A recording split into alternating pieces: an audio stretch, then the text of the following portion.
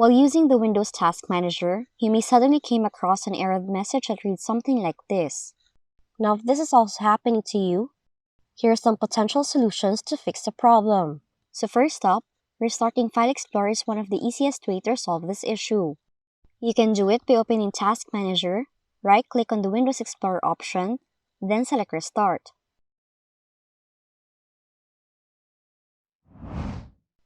Another solution is to create a new startup folder on Windows. To do so, open File Explorer, copy-paste the command into the File Explorer address bar, then press Enter. After that, locate and delete the startup folder. Then, create a new startup folder by right-clicking on a blank space, then select New, then click Folder.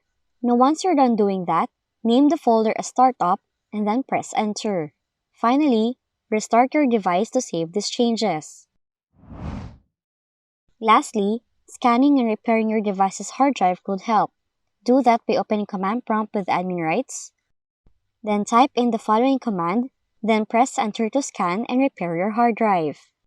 Now if your Windows operating system is installed on a different drive, replace the hard disk name in the command with the letter of your relevant drive.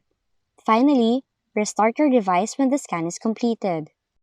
And those are the ways on what you should do if you're having this kind of error in your Windows computer. If you found this video helpful, kindly like and subscribe. You may also click and turn on the notification bell so you can be notified from whenever we release new videos.